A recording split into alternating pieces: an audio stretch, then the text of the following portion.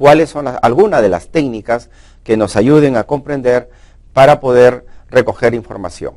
Entonces, entre las principales técnicas de recopilación de datos e instrumentos, tenemos, como lo conversamos muy brevemente en el tema 3, tenemos el análisis documental y de contenido, tenemos en el caso la observación, la entrevista y vamos a ver la encuesta. Entre los instrumentos, ¿no?, del análisis documental y de contenido, tenemos la consulta de las fuentes documentales, ¿no es cierto?, la lectura de dichas fuentes y el registro, que comúnmente lo conocemos como el fichaje, ¿no es cierto? Vamos después a analizar cada una de estas partes, pero básicamente, ¿no es cierto?, son las técnicas más importantes que se utilizan en el análisis documental. Vamos a hacer primero una presentación panorámica general para luego ir de manera más detallada ya a cada técnica. Entre las técnicas de la observación podemos encontrar, primero vamos a explicar un poco los tipos de observación. Hay observaciones estructuradas, ¿no es cierto? Hay observaciones que están en base al juicio del investigador y es justamente a partir de las observaciones estructuradas que se desprenden los principales instrumentos que el investigador va a tener que construir, que elaborar para poder recoger la información. En el caso de la guía de observación, la lista de chequeo o una matriz de análisis, entre muchas de los instrumentos que hay. En el caso de la entrevista, por lo general, igual que en el caso de la observación, hay dos formas de entrevistas, o hasta tres formas de entrevistas.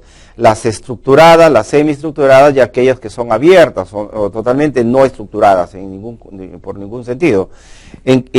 Cuando son las entrevistas estructuradas, sí tenemos que recurrir a un instrumento importantísimo que es la guía de la entrevista. Es decir, tenemos que ir acompañados de una guía con una serie de preguntas previamente codificadas, tabuladas, ordenadas, organizadas, ¿no es cierto?, para poder entrevistar a la persona y que la persona responda a ese instrumento que es una guía de la entrevista. En el caso específico de la encuesta, podemos recurrir a muchos instrumentos, entre los cuales uno de los más importantes y muy conocidos es el cuestionario, ¿verdad? Vamos a ver el cuestionario, lo vamos a analizar al detalle. Hay otros instrumentos como son escalas que no las vamos a desarrollar en este caso, o los test que muchos utilizan generalmente en el campo de la psicología y en otras profesiones. Pues bien, vamos a ver entonces, primero, qué requisitos debe reunir un instrumento. ¿Se acuerdan que al comienzo hablamos de la confiabilidad, de la validez, ¿verdad? Vamos a ver, la confiabilidad es el grado en que su aplicación repetida al mismo objeto o sujeto produce resultados iguales, consistentes y coherentes. O sea, no puede ser que un termómetro, por ejemplo, vamos a suponer, ¿no?, aplicado en este ambiente en el mismo momento, ¿no es cierto?, nos dé pues en el transcurso de un minuto de diferencia, pues distintos niveles y abismales diferencias en lo que es medir la temperatura, ¿no? Por ejemplo, puede medir 14 grados y al minuto que le pongo está en 0 grados, después pum, se me dispara a 70 grados, olvídense, pues ese instrumento no es confiable, ¿no? Está descalibrado, no puede ser aplicado ni tomado en cuenta en una investigación, ¿no es cierto? Si yo sé que 5 instrumentos probados al mismo momento me están midiendo que la mermelada ya se encuentra en 55 grados y otro me dice no, está en 5, lo vuelvo a poner, me da 10, entonces ese instrumento no es confiable, tengo que rechazar el instrumento rápidamente por falta de confiabilidad. La validez es el grado en que un instrumento realmente mide la variable que se pretende medir. Entonces yo tengo que validar el instrumento para que me mida a las variables, como dijimos, a los indicadores que hemos operacionalizado, ¿no es cierto? Porque, vuelvo a repetir, en los instrumentos lo que van son los indicadores o las variables en formas de pregunta.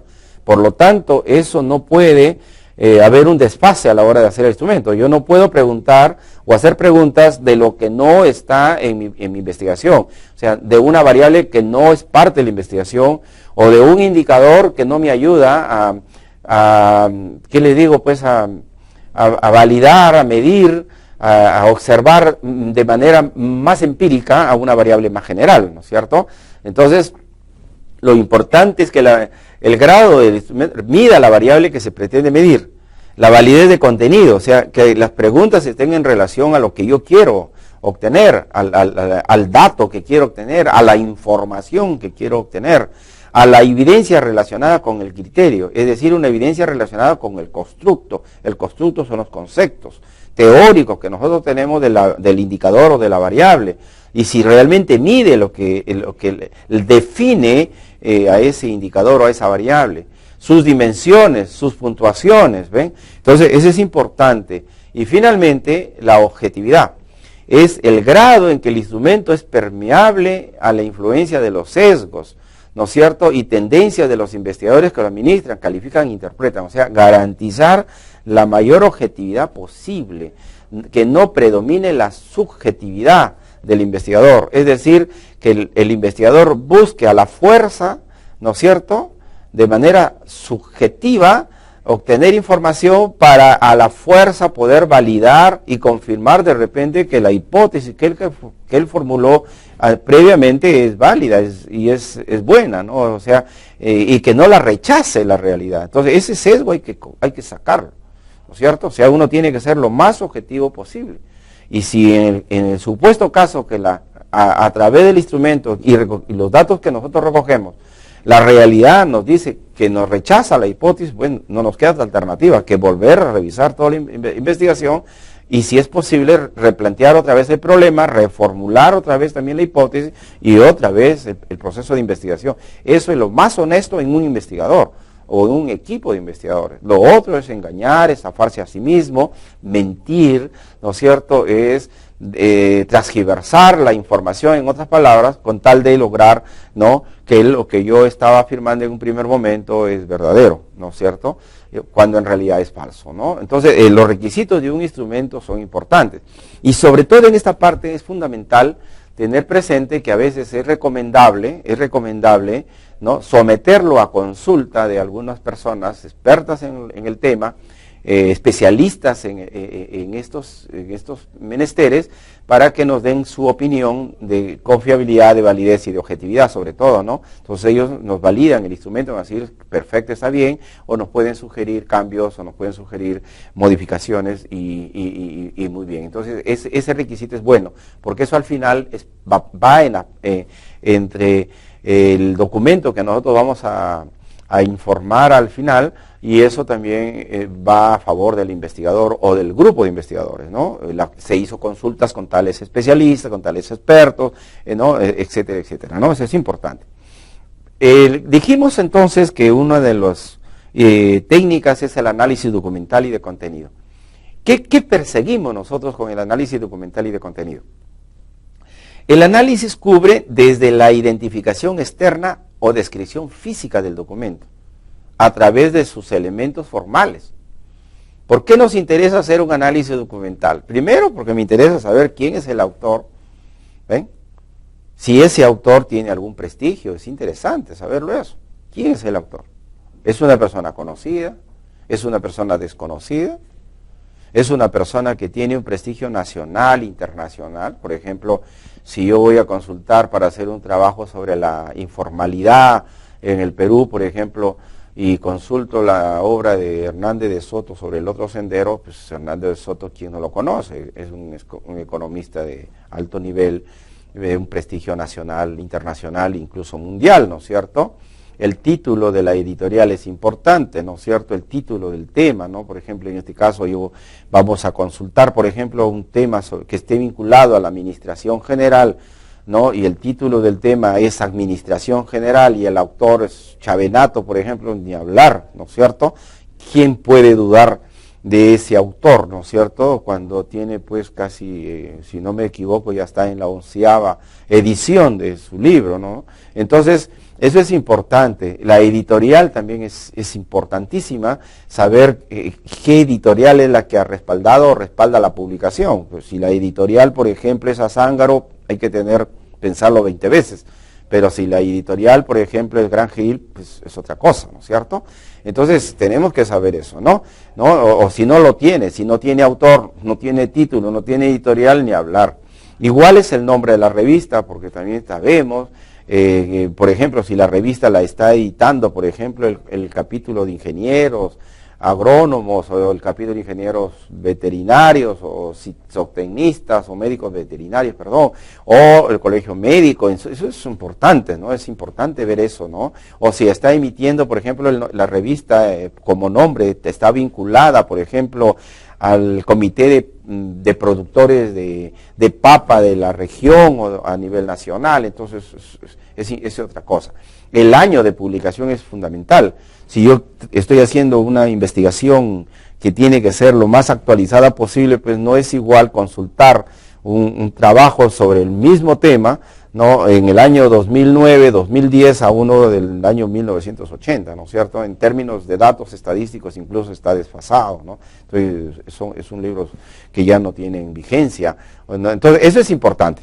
Hasta la descripción conceptual de su contenido temático, entonces tenemos que ver cómo define los conceptos, cómo trata los temas, cómo está estructurado el contenido a través de los lenguajes, incluso de indización, como palabras claves o descriptores del tesauro, por ejemplo, si han utilizado referencias de diccionarios, de catálogos, los pies de página. Es importante eso, ¿no? O sea, el análisis documental es fundamental, porque a nosotros no todo documento es válido, hay documentos que pues, es basura, hay que rechazarlo, y más aún todavía si estamos utilizando información de internet, ¿no es cierto? Entonces, si la mayoría de los jóvenes profesionales incluso ahora toman referencias de internet, no es igual, por ejemplo, que yo recurra, por ejemplo, a Magister para obtener alguna información de los investigadores que publican sus obras en Magister, como ya pues lo que ha perdido un poco de prestigio, por ejemplo, el Rincón del Vago, ¿no? Por ejemplo, ¿no?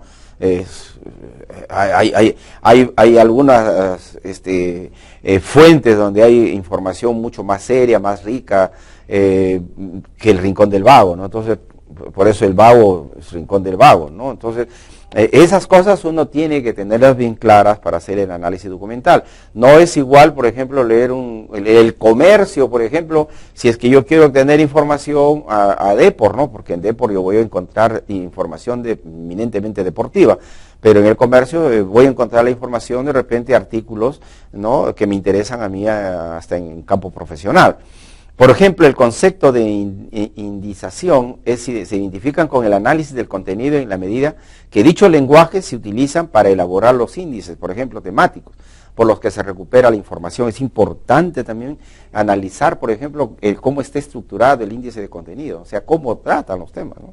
Cómo está ordenado en los capítulos, subcapítulos, etcétera, etcétera, ¿no? Eso es importante, ¿no? Por ejemplo, en el análisis documental también nos interesa a nosotros si buscas información, por ejemplo, de estadística, ver qué tablas, cuáles son los gráficos que se utilizan, figuras, diagramas, es decir, depende de la información, tenemos que hacer un análisis documental. Y ese análisis documental no es otro sino hacer un análisis crítico de la información que tenemos frente a nosotros. Hacer un análisis crítico con objetividad y utilizando la razón, la racionalidad.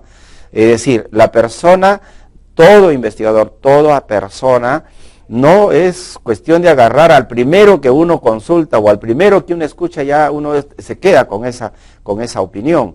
Uno tiene que comparar. Si sobre el mismo tema, por ejemplo, yo escucho un canal de televisión, ¿no? Yo escucho a ese personaje que está hablando en el canal, pues voy a escucharlo a él y escucharé a otros sobre el mismo tema, y después de haber escuchado a unos 5 o 6, depende el tema, la dificultad del tema que estemos hablando, entonces yo ya recién me voy a formar un concepto propio, ¿no? Yo me voy a dar una opinión propia, no una opinión de esa persona, sino construyo mi propia opinión, construyo mi propia base argumentativa para poder defender mis ideas, mis pensamientos, o poder discernir un tema, pero ya basado en mis propios resumen, en mis propios conceptos que se han nutrido a partir de la revisión y del análisis documental de otras fuentes. Esto es importante. Por eso es que el análisis documental es fundamental y válido, que ustedes tienen que tener bastante importancia e interés en su análisis. El análisis de contenido, además, es una técnica para estudiar y analizar la comunicación de una manera objetiva, sistemática y cuantitativa, hacer inferencias válidas y confiables de datos con respecto a un contexto, ¿no es cierto? Se puede aplicar a cualquier forma de comunicación, por ejemplo, programas televisivos, radiofónicos, artículos de prensa, libros, conversaciones, reglamentos, leyes, etcétera, ¿no es cierto? ¿No? Describir tendencias, ¿no es cierto? Develar diferencias en el contenido de la comunicación, comparar mensajes, niveles y medios de comunicación, auditar el contenido de la comunicación y compararlo contra estándares u objetivos. Fíjense esa palabra bonita, auditar, porque no solamente es cuestión de auditar, por ejemplo, un estado financiero contable, que tanto estamos escuchando ahora por los canales de televisión, que vamos a auditar la gestión de tal alcalde por acá, por allá y que no sé cuánto. Pero no solamente es auditar la parte financiera, la parte contable, también auditamos el contenido.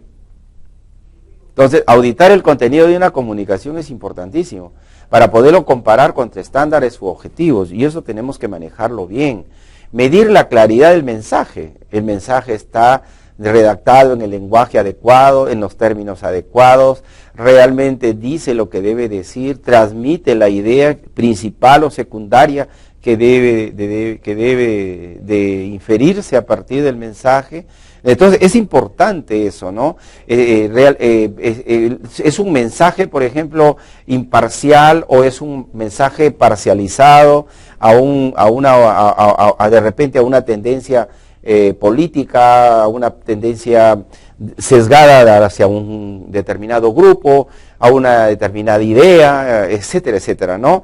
Y entre otros aspectos que hay que tener en cuenta. Por lo tanto, en el análisis de contenido es fundamental, ¿no es cierto?, tener presente, ¿no?, estos aspectos que nos van a ayudar muchísimo a ser cada vez mejores profesionales y, sobre todo en el caso de ustedes, mis queridas amigas y amigos, mejores estudiantes. Estudiantes con una base argumentativa fuerte, sólida, con una capacidad crítica, pero constructiva, con una capacidad no solamente crítica y constructiva, sino una capacidad objetiva, que ustedes mismos han podido llegar a ese conocimiento, y con el uso de su racionalidad, su razón. Somos seres racionales, somos seres pensantes.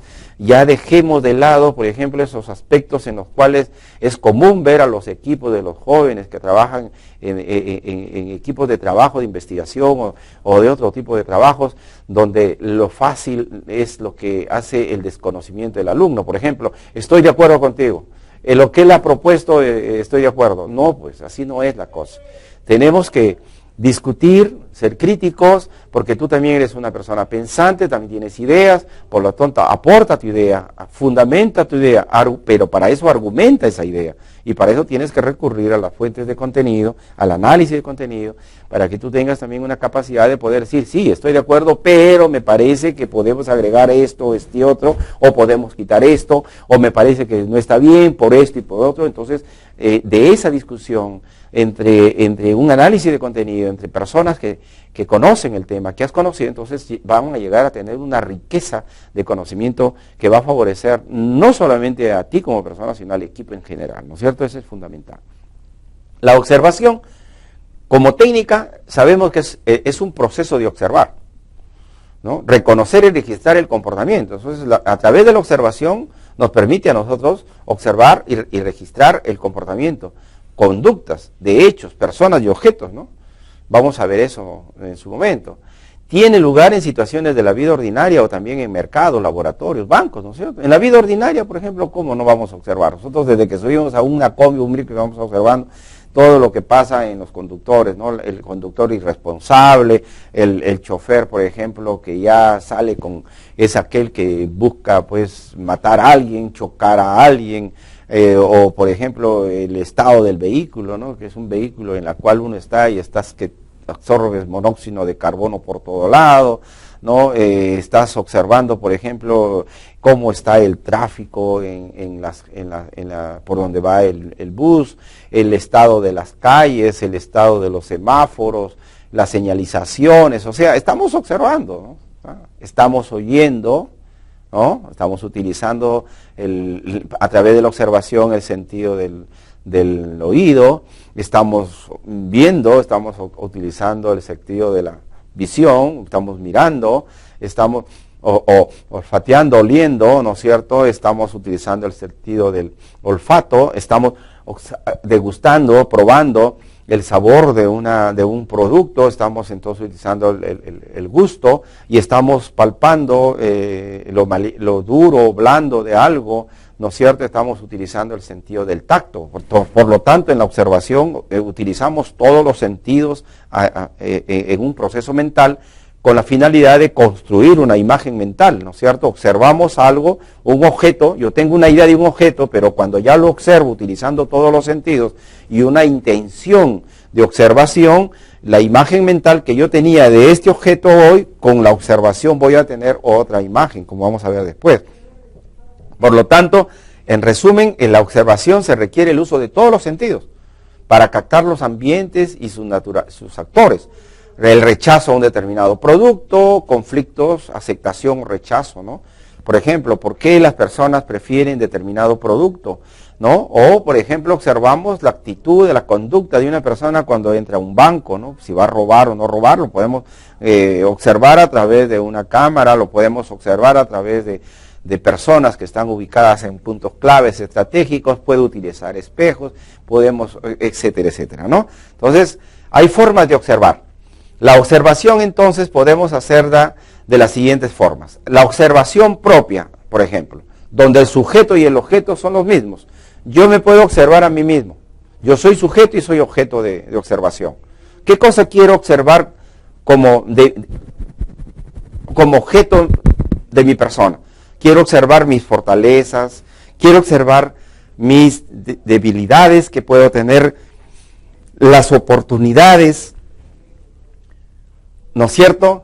O también puedo observar los riesgos, ¿no es cierto?, que pueden haber en el entorno que me rodea, ¿no es cierto? ¿Cierto? Por ejemplo, los alumnos observan en su entorno en la universidad, y esto es importante saberlo, hay alumnos que observan, por ejemplo, en el entorno tienen ahí oye, yo tengo la oportunidad de tener una beca integral. Tiene la oportunidad, una beca integral, pero yo soy irresponsable.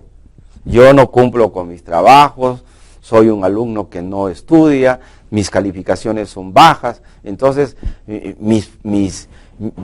al observarme mis fortalezas y mis debilidades, me está haciendo ver como sujeto y como objeto de observación, ¿no es cierto?, que yo estoy perdiendo esa gran oportunidad de obtener una beca integral y ayudar a mis padres a que ya no invierten en mí, que destine su dinero en mis otros hermanos o hermanas, o que invierten ellos como padres, que también necesitan, ¿no es cierto? O hacerlo que ya no trabaje tanto, por lo menos para que se desahogarlo y que tenga un descanso mayor. Entonces, esa es la observación propia, que conocida en algunos casos, por ejemplo, como hacer un FODA, ¿no? O un análisis FOR, que es lo mismo. Y la observación ajena es cuando el sujeto y el objeto son diferentes, ¿no es cierto? Yo quiero observar, por ejemplo, a la papa, yo soy el sujeto que observo y la papa es el producto que me interesa observar. O quiero observar la exportación de espárragos, entonces la exportación de espárragos es mi objeto de observación, pero el sujeto investigador soy yo. Los dos somos distintos, somos diferentes, ¿verdad? Entonces, esto es importante, ¿no? Y en esa observación ajena, sobre todo, es una observación participante. ¿Por qué? Porque yo como observo a la papa de manera participante. ¿Sí? Estoy ahí observando cómo se siembra, cómo se cosecha la papa. Ese es participante. Y puede ser una participación, como vamos a ver ahora, una observación participante abierta o encubierta, ¿no es cierto?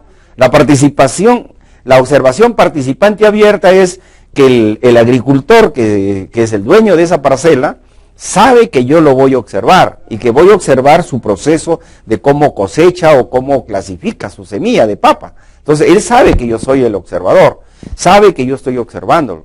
O encubierta es cuando uno pues encubre y se hace pasar, por ejemplo, como un cliente de un servicio para observar la calidad del servicio que brinda, por ejemplo, Telefónica, Sedapal o la calidad del servicio que brinda una biblioteca o una cafetería. Entonces yo me puedo hacer pasar por un cliente en el caso de la cafetería, o me puedo hacer pasar como un lector en la biblioteca y estoy observando la calidad del trato que dan los trabajadores de la biblioteca, la disponibilidad y diversidad de los libros, la oportunidad en atender un pedido de un libro, ¿no? El estado de los cubículos, de los muebles que están, los tipos de acceso a la información que yo quiero, si se utilizan equipos electrónicos, si no se utilizan, etcétera. Esto es participante abierta o encubierta.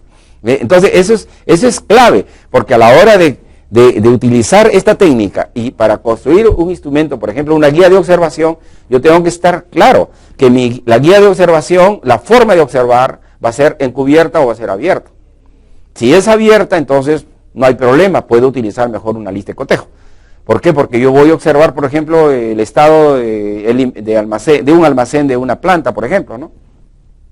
Entonces, el almacenero sabe que yo lo voy a ir a observar. ¿Qué voy a observar? Todo cómo tiene el almacén, el grado de orden que tienen las cosas, los vouchers de ingreso, los vouchers de salida. Voy a observar cómo sale un producto del almacén, cómo ingresa, en qué lo registra, etcétera, etcétera. Puedo al tesorero le voy a decir, oye, pum, pare usted su caja, le voy a hacer una auditoría en estos momentos, y voy a observar la cantidad de plata que tiene en esos momentos en caja, las boletas, si tiene facturas, si ha emitido cheques, etcétera, etcétera, ¿no? Ese es importantísimo, la forma de observación.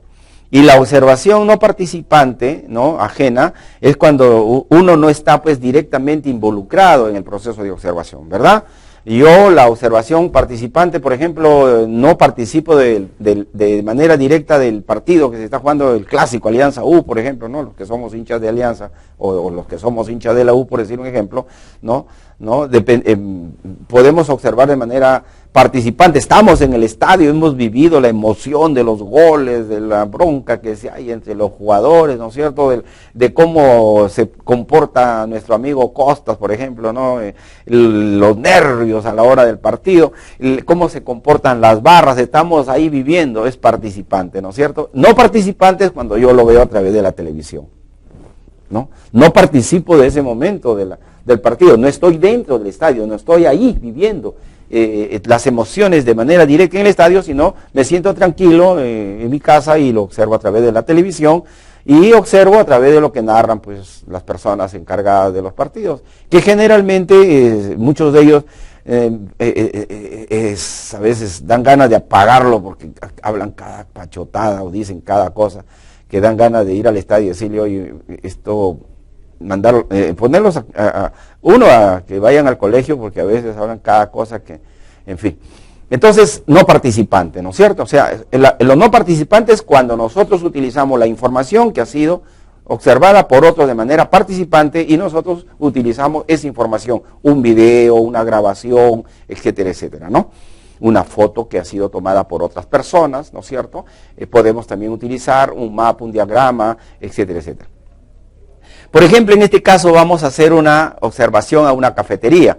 Entonces, lo primero que yo tengo que hacer es primero señalar el objetivo que voy a observar. ¿Qué voy a observar? Evaluar la calidad del servicio de la cafetería, por ejemplo, ABC de Centro Plaza. Tipo de observación, una observación va a ser participante encubierta. Unidad de observación va a ser el local, la oferta de servicios, el personal de la cafetería.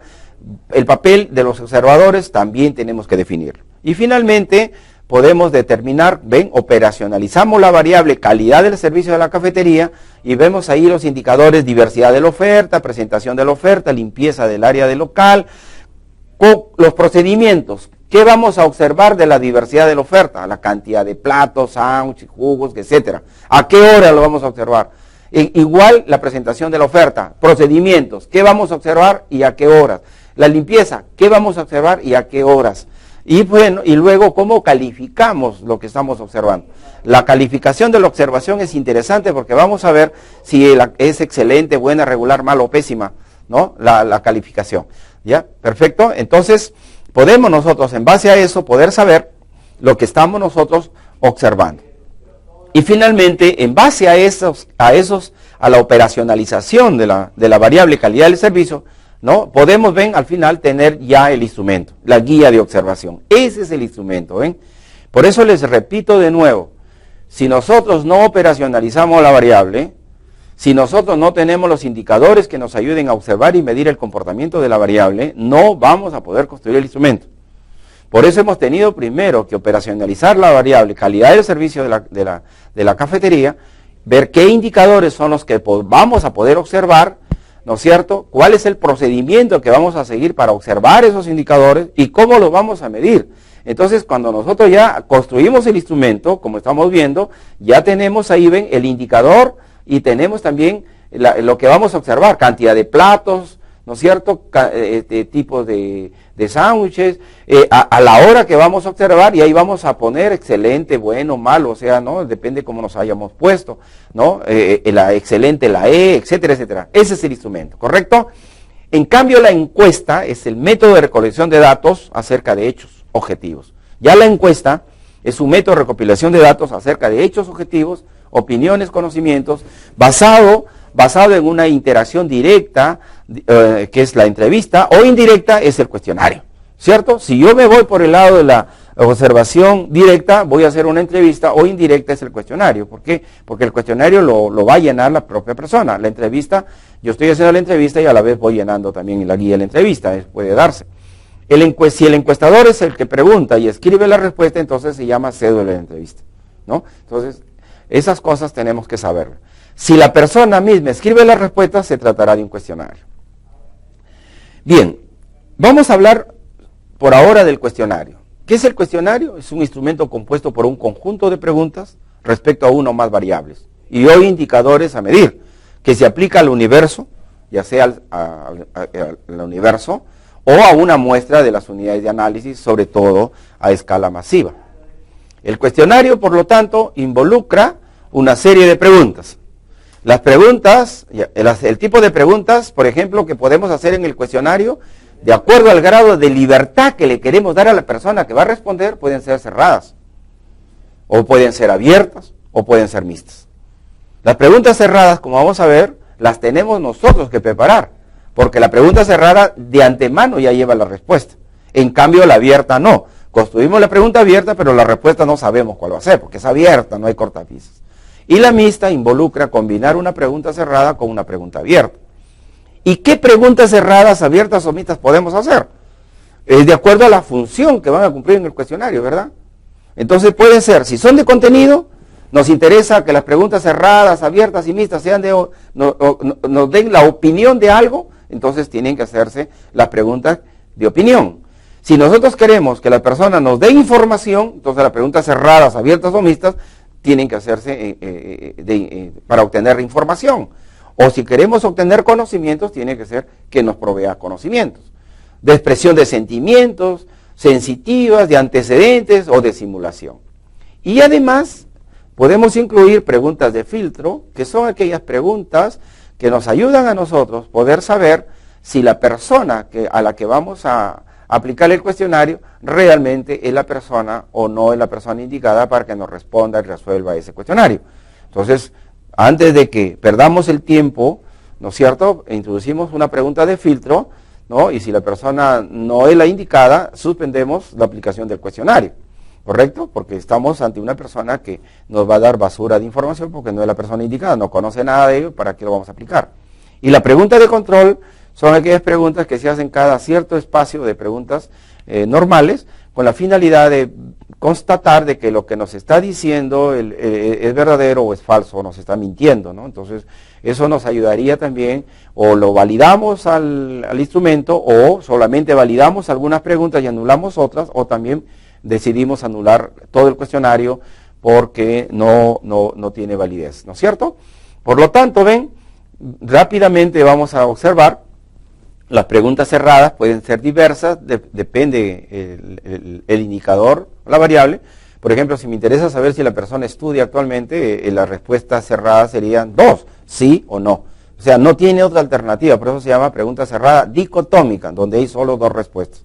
La persona solamente tiene que marcar sí o no. En cambio, en la otra alternativa, ¿cuál es su opinión sobre la implementación del análisis de puestos en las pequeñas y medianas empresas? Por ejemplo, la alternativa que se le está dando es que si está de acuerdo o en desacuerdo. Solamente tienen dos opciones que ya están, como ven ustedes, previamente elaboradas las respuestas. Entonces, la persona la encerramos en esas dos alternativas y no en otra más. En cambio, las politómicas, no. La persona tiene más de dos alternativas. Tiene mayor posibilidad de encontrar una respuesta que se ajuste de repente a su propio interés. Por ejemplo, si nosotros le preguntamos que en términos generales la integración es positiva, la inmigración es positiva o más bien negativa para dichos países, en el caso de la migración, entonces para una persona puede ser positiva, para otra puede ser ni positiva ni negativa, marcará esa opción. Otros dirán es negativa, marcará es negativa, o no sabría decir, no conoce, marcará esa opción. ¿Ven? Es mucho más, tiene más de dos alternativas, por eso es politómica, ¿no? Podemos nosotros, también como en el otro caso, ¿ven? ¿No? A ampliar también las alternativas, ¿no? Por ejemplo, en este caso se está pidiendo, ¿no?, la opinión sobre la implementación del análisis de puestos en las pequeñas y medianas empresas, y las personas que estén muy de acuerdo marcarán muy de acuerdo, o sea, como la idea que ustedes observen es la diversidad de pregunta y de respuesta que se hace.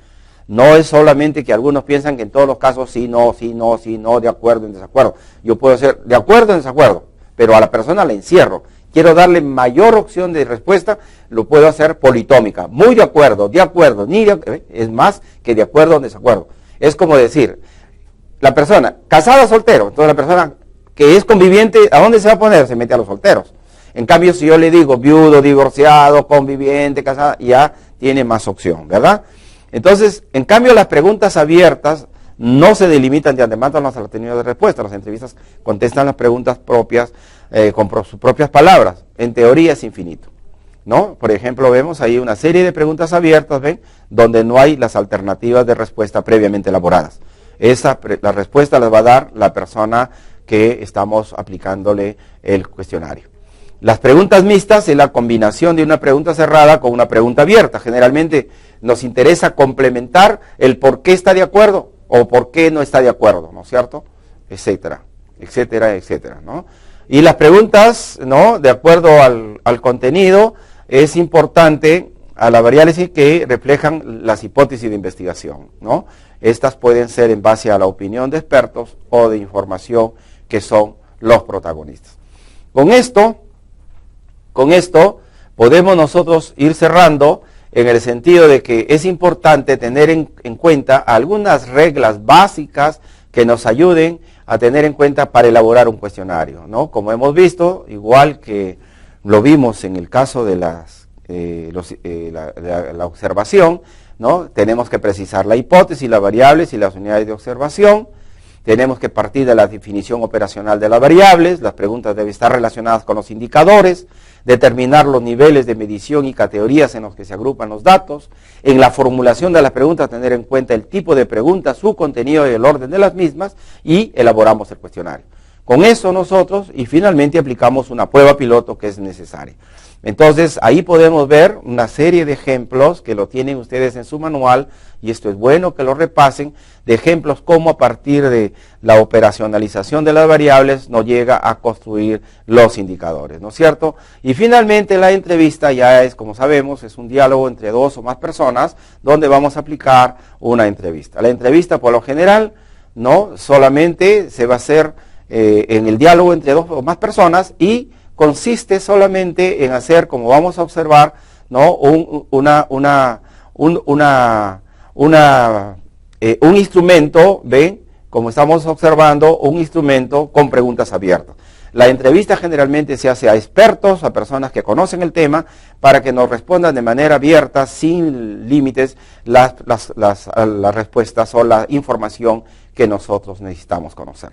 Muchas gracias por haber prestado su atención a esta tercera unidad de aprendizaje, y nos estaremos viendo en la próxima semana para ver lo relacionado a la unidad de aprendizaje número 4. Muchas gracias y les deseo mucha suerte en su trabajo, mis queridos amigas y amigas.